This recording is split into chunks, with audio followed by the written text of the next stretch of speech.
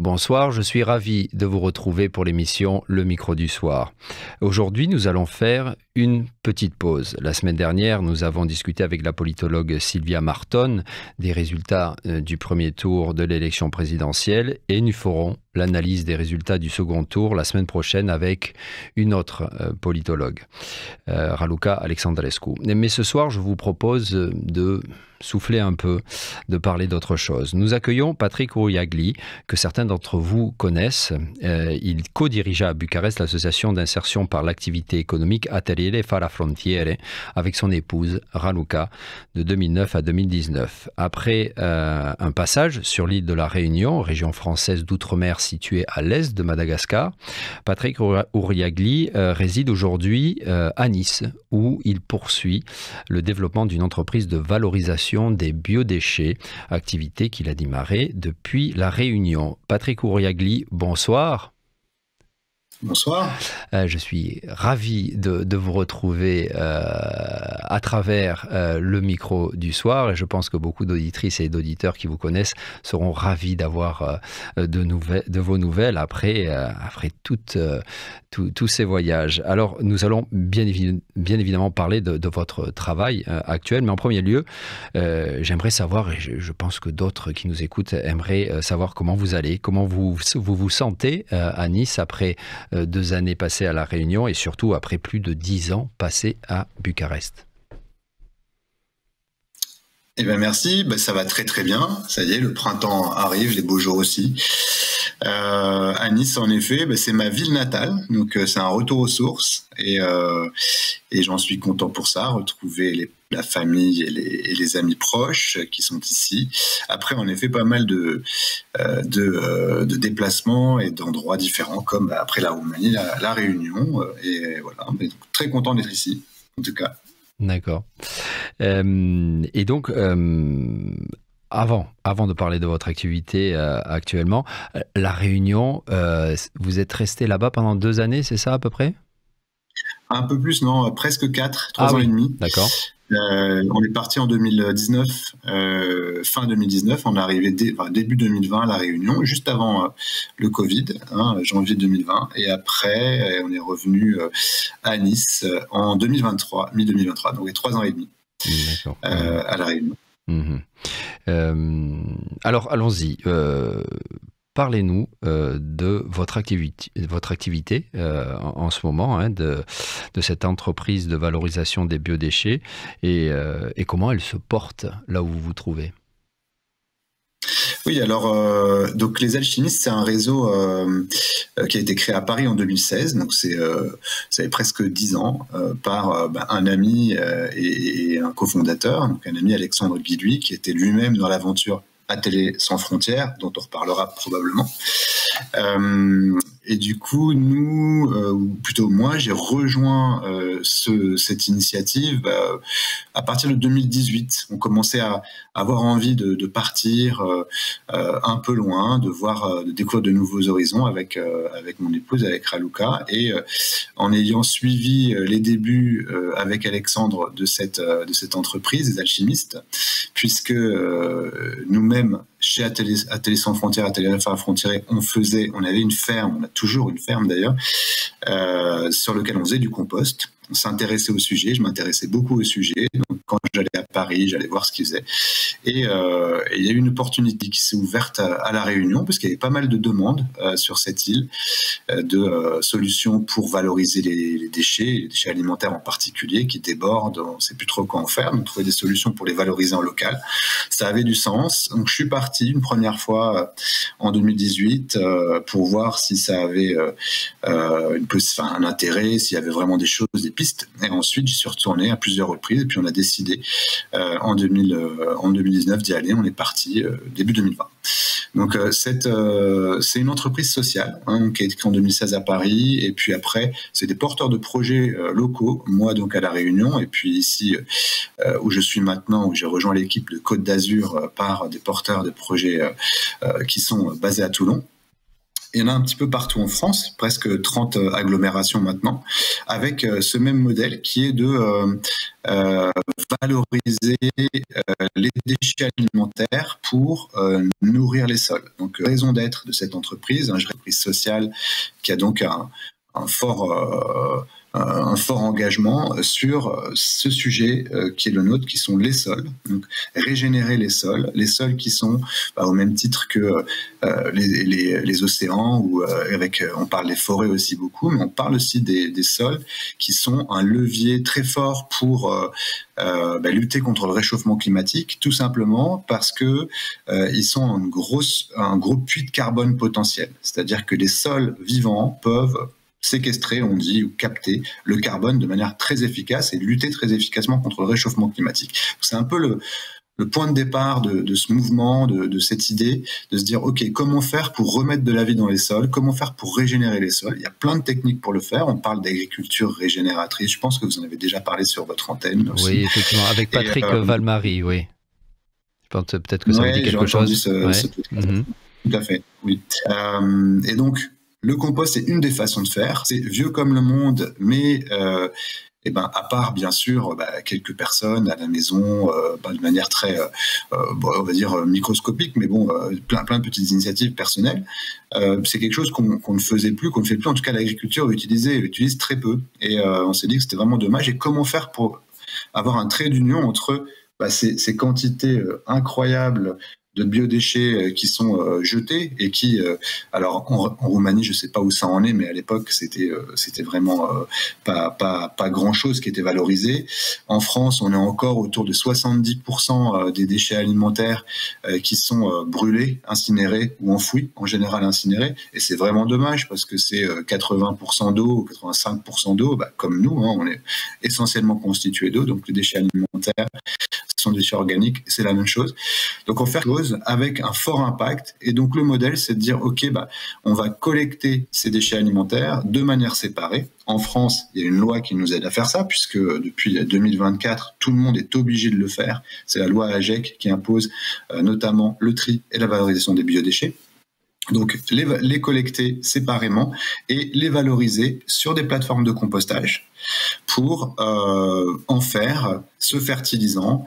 Ce fertilisant, c'est un amendement qui est vraiment, moi je dis magique, on adore ça évidemment, c'est notre passion, c'est de dire comment on peut faire avec cette manne de déchets alimentaires qui puent, qui sont plutôt une gêne qu'autre chose, en faire cette ressource qui a une telle valeur pour les sols parce que elle met de la vie, c'est la première chose évidemment, donc de la matière organique, mais aussi il y a plein d'autres vertus. Elle aide à retenir l'eau, elle rafraîchit les sols, elle permet de retenir justement l'eau pour pas qu'elle parte, qu'elle s'en aille, comme c'est souvent le cas quand il y a des grandes pluies, etc. Elle change la Elle change, pardon, excusez-moi, on ne vous a pas entendu. Elle change la structure, elle améliore la structure des sols. D'accord. Son pH, etc. Donc c'est vraiment une source d'équilibre et une source de vie pour les sols. C'est les sols, on marche tous les jours dessus, on n'y pense plus, mais en France encore, c'est vrai que j'ai des chiffres plutôt France, on dit qu'il y a un département français qui disparaît tous les 15 ans parce que, en termes de sol, parce que c'est artificialisé ou parce qu'il n'y a plus de vie dedans, parce qu'on a tué le sol, etc. Donc, c'est un vrai sujet important. Et ça s'applique à n'importe quel, pardon, excusez-moi, je vous trompe, ça s'applique à n'importe quel type d'agriculture? Ça peut s'appliquer à n'importe quel type d'agriculture, cette valorisation? Le compost, oui. Je pense notamment à l'agriculture intensive. Oui, tout à fait. Ça peut par exemple être mis sur les sols pour faire des couverts végétaux. On parlait justement Patrick Valmarie. Ça peut être pour remettre de la vie, remettre des micro-organismes, ça s'applique à toute agriculture, évidemment. Après, l'avantage du compost, c'est que c'est utilisable en agriculture biologique. Enfin, ça dépend du compost. Il y a plusieurs types, mais nous, en l'occurrence, on fait un compost qui est analysé et qui est utilisable en agriculture biologique. Donc, c'est quand même une des façons, comme je disais, de régénérer l'agriculture, de faire de l'agriculture régénérative, mais aussi de développer et d'alimenter des alternatives pour des agricultures plus respectueuse du vivant et de la planète. Mmh. Et je crois, si je ne me trompe pas, que vous avez gardé le lien avec La Réunion, que vous êtes aussi chargé de développer l'activité toujours à La Réunion, ou je me trompe? Oui, je continue. C'est moi qui ai créé l'entreprise. Donc, je disais, ces entreprises Vous y retournez indépendantes, de c'est un temps en réseau, temps, c'est une sorte de toujours? franchise.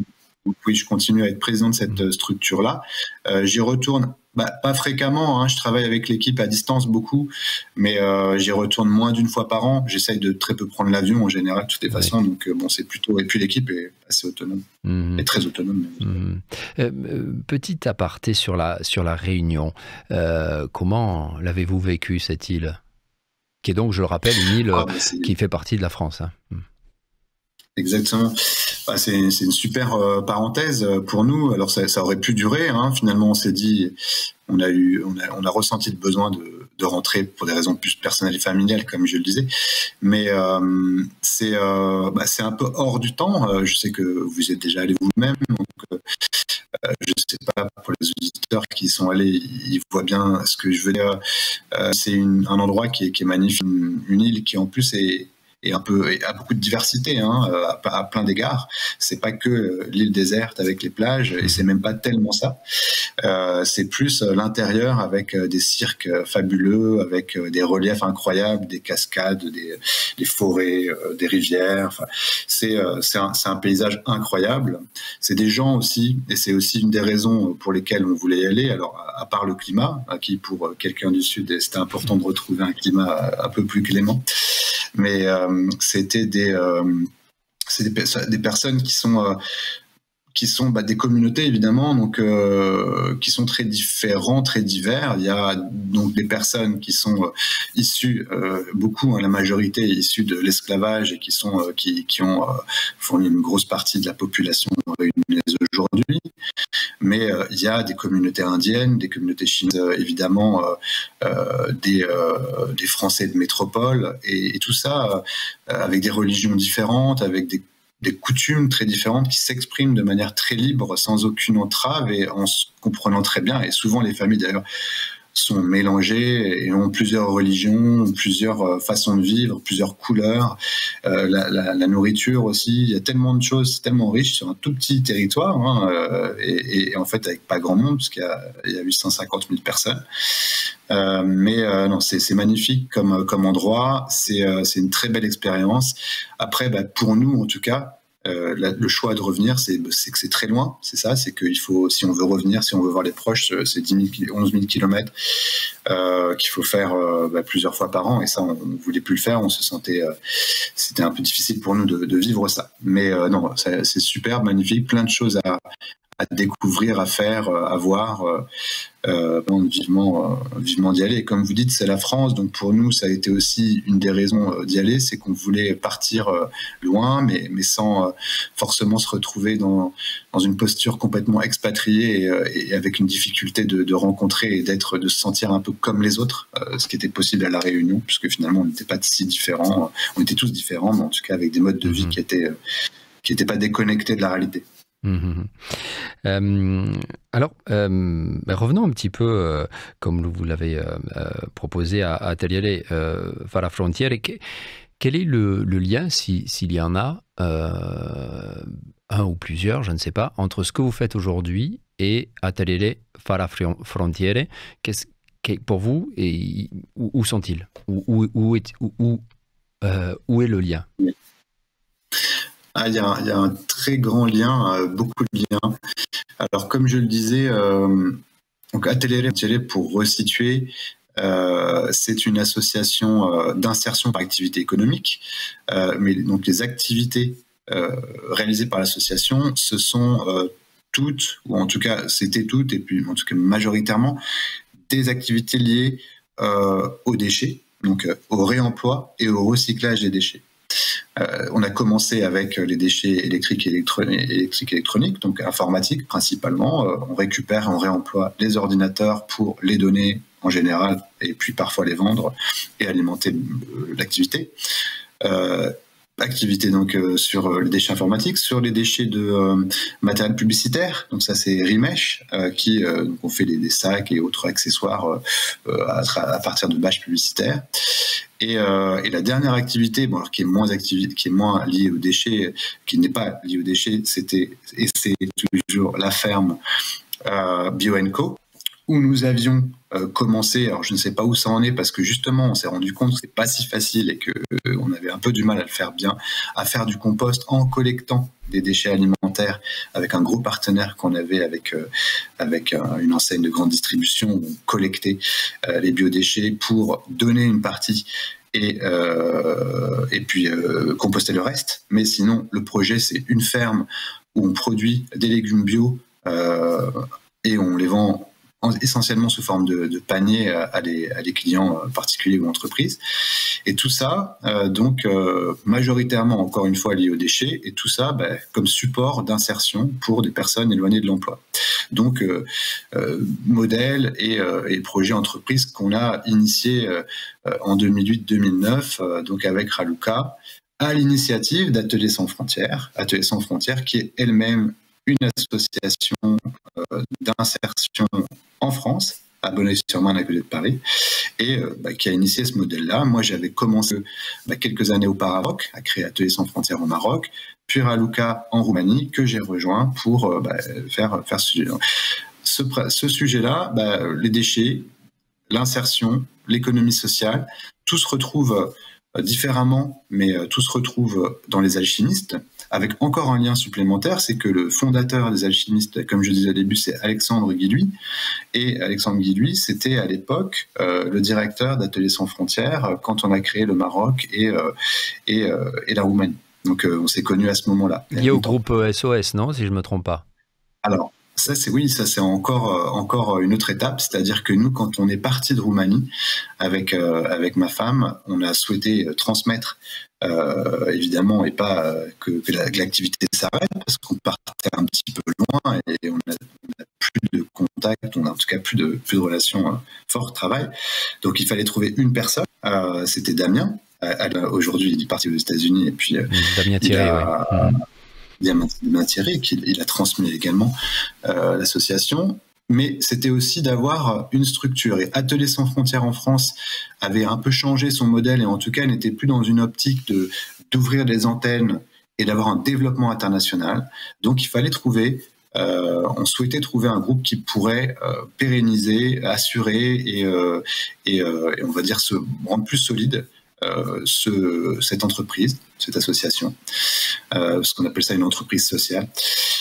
Et c'était le groupe SOS. Donc, groupe SOS qui en France est la première entreprise sociale et qui a souhaité accepter de nous prendre un peu sous son aile pour faire partie du groupe SOS et donc nous accompagner, nous aider. Et puis, c'est encore le cas et on en est ravis parce que Ateliers sans frontières, Ateliers sans frontières, donc n'a plus de lien en réalité avec Ateliers sans frontières, mais fait partie maintenant du groupe SOS et ça apporte beaucoup. Et ça continue à se développer et se porte très très bien, voire en tout cas financièrement mieux que quand c'était nous qui la gérions.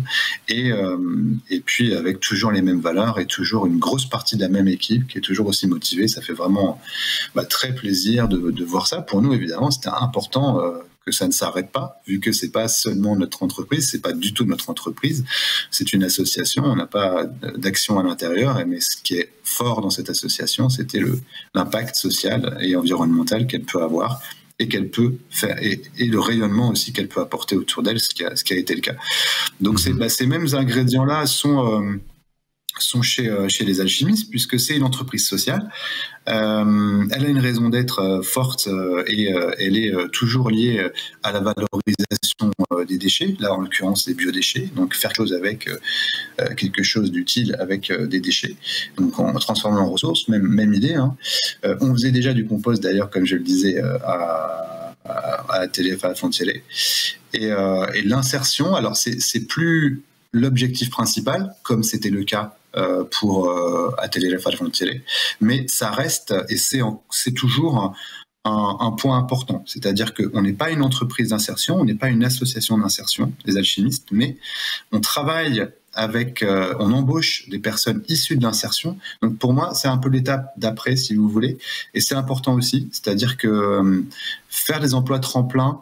Après, il faut aussi des entreprises qui embauchent les personnes qui sortent de l'insertion. Sinon, ça n'a pas de sens. Et malheureusement, souvent, en France un peu, à La Réunion beaucoup aussi, ça pouvait être des vases clos où les personnes restaient en insertion et faisaient un peu l'aller-retour entre Pôle emploi ou France Travail maintenant, et puis les structures d'insertion.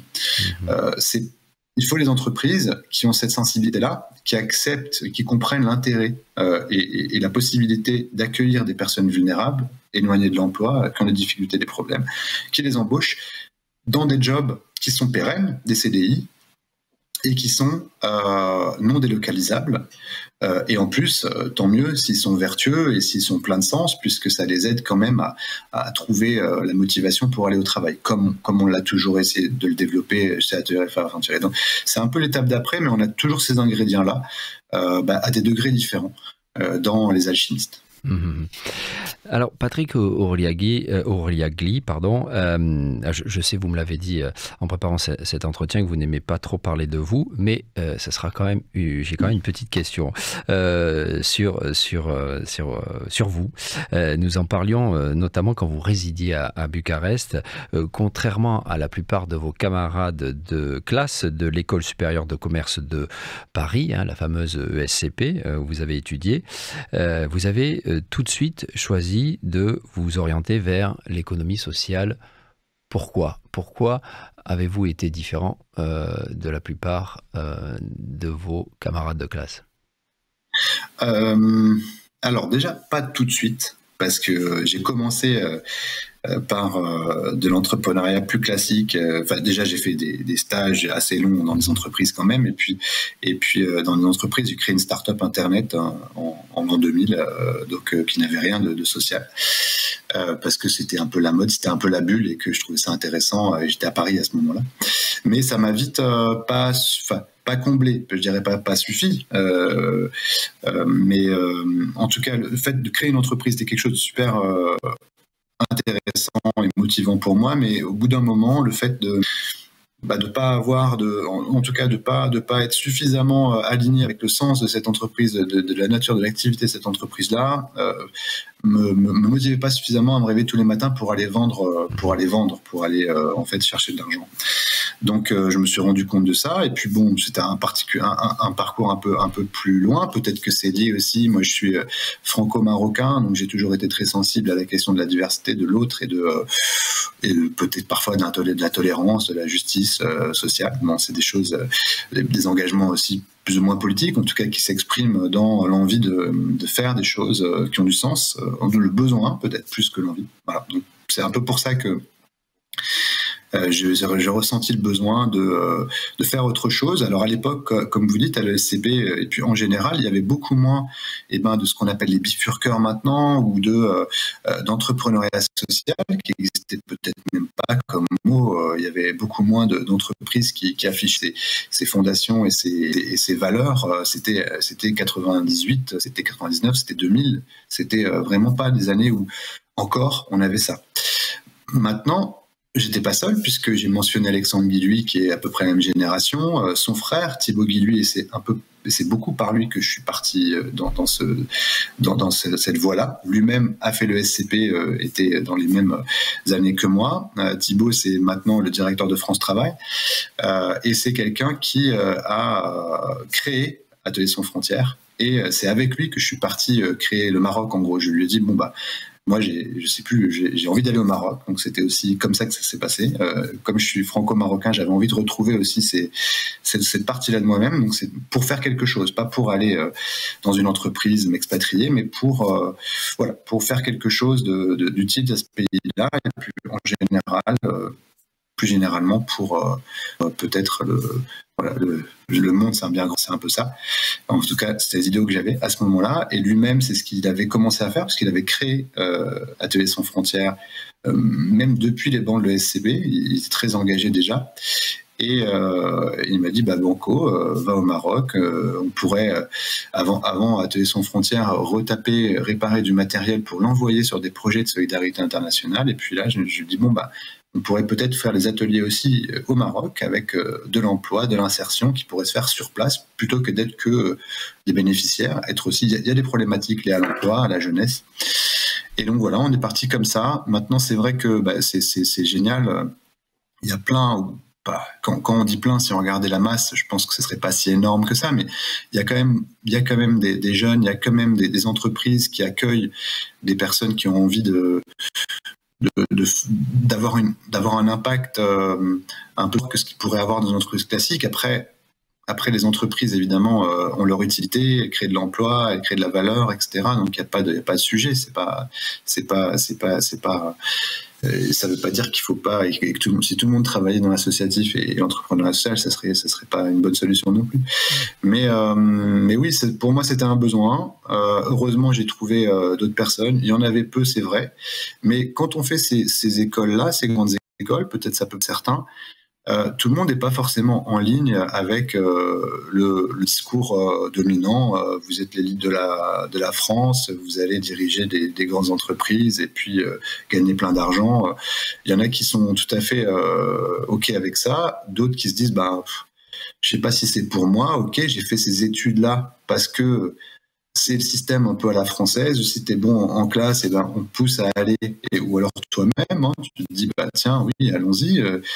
Puis on se retrouve parfois dans des endroits où on n'est pas à sa place parce que on n'a pas envie, et ça veut pas dire encore une fois que c'est pas bien, mais on n'a pas envie de faire de la finance ou du marketing ou du conseil dans des grandes boîtes, et on a plutôt envie de faire autre chose, et on a plein de compétences à ce moment-là qu'on peut donner, et ça c'est hyper bien parce qu'on a appris des choses, on a appris on a appris des langues, on a appris à se débrouiller, on a appris à faire des associations, donc on a quand même plein de choses à donner, et on peut les transmettre aussi différemment, et c'est ça moi que j'ai fait à ce moment-là, j'ai souhaité faire, et que font de plus en plus de jeunes aujourd'hui, ça c'est génial. Justement, sur cette question, depuis là où vous vous trouvez, à Nice, dans la région et plus généralement en France et en Europe, est-ce que vous sentez que cette sensibilité dont vous parlez pour le développement social, pour un meilleur environnement, etc., vous le dites, vous le sentez chez les jeunes, mais est-ce que vous direz que vous êtes, depuis que vous êtes revenu, particulièrement et agréablement surpris par ce que vous ressentez depuis Nice, dans la région où vous vous trouvez, mais aussi plus généralement en Europe, par rapport à cette sensibilisation d'essayer de vivre dans un monde plus en accord avec l'environnement? Alors, plus généralement, oui. En tout cas, au sein du réseau des alchimistes, on est quand même maintenant presque 300, et donc un peu partout en France. Et la moyenne d'âge, ça doit être 25 ans, donc il y a beaucoup, beaucoup de jeunes. Moi, je suis de loin le plus vieux. Et du coup, c'est très, très, très motivant, ça, parce que tous ces jeunes-là, tous ces gens-là sont très engagés. Donc, c'est une entreprise... ce sont des salariés, ils font un travail de 9h à 10h, mais il y a un engagement dans leur vie. Évidemment, on a des moyens de communication aujourd'hui, des plateformes qui font qu'on échange beaucoup plus que juste le travail, donc on sait un petit peu ce que fait tout le monde, comment, quoi, et on se rassemble très souvent, en tout cas au moins une fois par an tous ensemble, et puis très souvent sur des réseaux. Donc la façon de vivre, la façon de penser le monde, la façon de penser son impact, l'ouverture à l'autre, ça me donne beaucoup d'espoir dans ce réseau-là, dans ces jeunes-là qui sont justement d'un peu partout en France. Mais au-delà des alchimistes. Voilà. Mais quand je vais au-delà des alchimistes, en tout cas pour parler de ma région, je suis un petit peu moins optimiste, en tout cas un petit peu moins positif malheureusement, parce que ce soit en engagement justement, on travaille avec des clients qui doivent mettre en place des solutions bonnes pour l'environnement, pas évident à motiver, à convaincre parfois, parce que c'est une région alors un peu bon, est-ce que c'est parce que la moyenne d'âge est plus élevée qu'ailleurs? Est-ce que c'est parce que c'est une région aussi plus de fin, pas de fin de vie, mais où il y a beaucoup de gens qui viennent pour la retraite, et puis beaucoup de touristes, beaucoup de passages, où ça brasse beaucoup. Donc c'est une région en tout cas un département. La région est plus grande, mais en tout cas un département, ce que je connais un peu plus, les Alpes-Maritimes, qui est alors ça ne veut pas dire qu'il n'y a pas, hein, parce que nous on connaît évidemment des associations, des personnes engagées, plein de personnes qui s'engagent. Donc il y a ça aussi, mais c'est très marginal quand même. Sur le paysage global, on est quand même plus sur le monde, je ne vais pas dire le monde d'avant, mais sur chacun à son et chez lui et chez soi, et n'a pas trop envie d'être embêté parce que c'est une vie à accumuler ou à posséder ou à faire quelque chose, c'est respectable. Et du coup, non, on est moins dans le partage, hein, ça, je vais pas vous le cacher, en tout cas on le ressent moins. Et ça, c'est parfois un peu triste. Mais encore une fois, il y a ça, et c'est l'image des Alpes-Maritimes. Je ne sais pas si c'est l'image des Alpes-Maritimes en Roumanie, mais en tout cas, je pense qu'en France, c'est largement le cas. Ça n'a pas l'image du département le plus engagé socialement de France. C'est la vérité. Maintenant, non, il y a plein d'exceptions. Alors c'est vrai que les personnes engagées, souvent, c'est plutôt des personnes retraitées aussi, parce que voilà, c'est un peu le panorama. Mais il y a quand même, et puis autour de nous, on a quelques petits collectifs, quelques associations qui font des choses. Et en France en général, oui. Alors je le disais avec les alchimistes, c'était un peu l'exemple pour dire qu'un peu partout en France, quand même, il y a des réseaux, et autour de nous, il y a beaucoup de gens qui réfléchissent, qui ont des choses différentes pour vivre de manière plus cohérente. Ça, c'est génial. Maintenant, d'un autre côté, c'est très peu dominant, quoi. Moi, si je regarde sur mes réseaux sociaux, si je regarde autour de moi, j'ai l'impression que ça bouge beaucoup, mais dès que j'en sors un petit peu, ou dès que je vois ce qui se passe réellement au niveau mondial, au niveau national, en réalité, ça avance assez peu. C'est souvent l'impression qu'on a. Donc c'est paradoxal. Il y a beaucoup de choses qui bougent, beaucoup de gens qui font, qui veulent, mais en réalité, le monde n'évolue pas forcément dans le bon sens, et surtout en ce moment, sur plein d'aspects. On se renferme, c'est très agressif, on est vraiment, au contraire, en train de s'y en communautarisme, enfin, on a peur de l'autre de plus en plus, et ça, moi, ça me fait peur, parce que vraiment, c'est quelque chose que je pense qu'il faudrait qu'on réussisse à dépasser, on n'y est pas. Dernière question, Patrick Ouriagli. Donc vous le disiez, hein, votre femme est roumaine, Raluca. Alors aujourd'hui, votre rapport à la Roumanie, au-delà de cet attachement familial, quel est-il? Et comment vous la voyez depuis Nice? Oui. Eh bien, alors oui, des familiales, c'est vrai que mes enfants aussi sont à moitié roumains. On y va de temps en temps quand même. Les enfants surtout, ils vont souvent voir leurs grands-parents. Ils adorent aller en Roumanie. Les grands-parents sont à côté de Ploiești. Ils ont une maison à la campagne, donc ils vont jardiner. Ils y vont tout seuls, éventuellement. Ils y vont tout seuls. Ils sont grands, ou alors on y va aussi. Et on est bien sûr en relation toujours avec eux. On a gardé des amis. Ça fait un petit moment. Alors c'est vrai que nous, c'est surtout même par rapport à la France, quand on est parti à la Réunion, c'était tellement éloigné qu'on a un peu perdu, même avec Tenerife à Frontiere, puis avec la Roumanie, le lien. Là, on se rapproche, donc on y va plus souvent. On va y retourner cet été. On garde un souvenir. Pour nous, ça a été des années superbes. Alors quand je dis on, c'est un peu différent parce que ma femme est roumaine, donc forcément, elle a encore plus d'attache que moi. Mais moi, j'y ai quand même passé 11 ans, à des périodes déterminantes, puisqu'on a créé cette fabuleuse association. Enfin, en tout cas, pour nous, ça a été l'expérience de notre vie, hein, encore aujourd'hui, je pense, d'arriver à créer de rien une association qui était aussi un modèle d'insertion économique qui n'existait pas et donc qui a pu vraiment rayonner, s'agréger aussi avec d'autres acteurs avec lesquels on a fait plein de choses ensemble. Et on a rencontré plein de gens.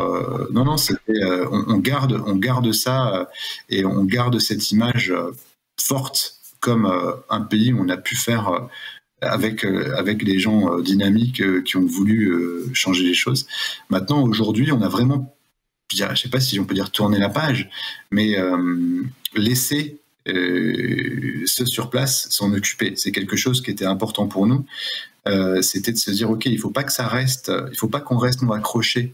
Je parle là plus de la télé, enfin la frontière, hein, je parle pas plus généralement de la Roumanie, je dis pas ça, mais il faut que l'équipe, que peut-être quand on y était, on avait tendance un peu à étouffer, puisque quand le fondateur est là, la fondatrice, on est très présent, on est toujours, c'est difficile de partir, de lâcher prise. Et là, on a vraiment lâché prise et on s'est rendu compte que ça s'est très très bien passé et que ça s'est développé, que l'équipe a pu vraiment prendre en main, plus incarner ce que nous on semblait toujours pousser, mais en fait c'est plus notre bébé, c'est devenu vraiment dans le paysage roumain une organisation qui compte et qui est roumaine, quoi.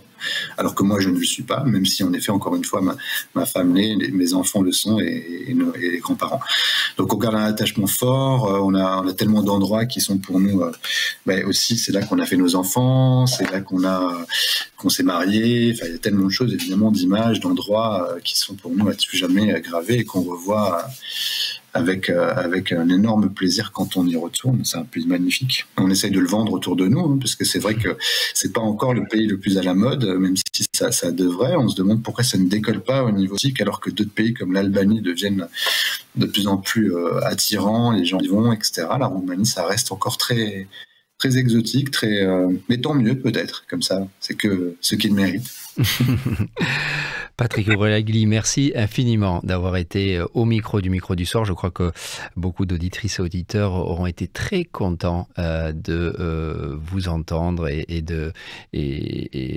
d'écouter ce que vous nous avez dit et de nous avoir fait voyager aussi. La Réunion est très belle région française où vous avez donc vécu et maintenant vous êtes à Nice. Merci infiniment Patrick Ourélagli et mes amitiés à votre femme Raluca. Merci beaucoup. Chères auditrices, chers auditeurs, c'est tout pour ce soir, une émission donc où on a un petit peu soufflé entre ces deux tours de l'élection présidentielle. Je vous souhaite un excellent week-end. Week-end placoute.